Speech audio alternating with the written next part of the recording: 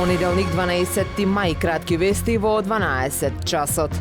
Откако во февруари годинава читатели на Охрид прес испратија фотографии до редакцијата на кои се гледаат оштетувањата на бродот кој е поставен во непосредна близина на влезот на Хидробиолошкиот институт кај Билјанин извори, состојбата деновиве е уште полоша. Забележително е дека се зголемени оштетувањата, скалите се веќе распаднати, а видливи се и оштетувањата и на настрешницата. Некој може да се повреди, тука има и играчки за деца кои се во непосредна близина. Некој може да се обиде да се качува и да се повреди. Апелираме или да се санира или комплетно да се отстрани, стои во дописот до редакцијата.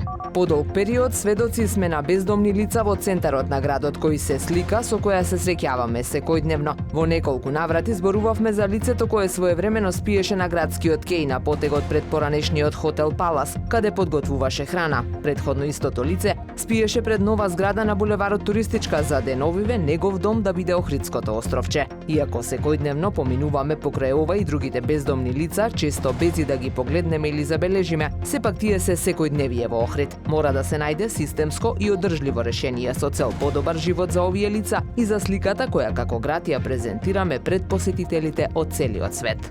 Младиот и супер талентиран Алексеј Чурковски од Основното музичко училиште Методи Патче од Охрид освои специјална прва награда со 100 бода на 4-тиот меѓународен надпревар по пијано во Тиват, Црнагора. Во конкуренција од 20 надпреварувачи оценувани од комисија составена од еминентни професори, Алексеј успешно го представи училиштето и како победник во категоријата освои и парична награда. Тој е ученик во трето одделение во класата на наставникот Даниел Чурковски.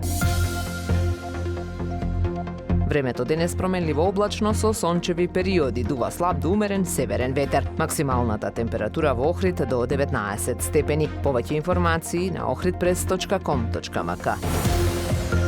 Уредник и водител на вестите Даниела Спасик. Технички реализатор Реджеп Селман.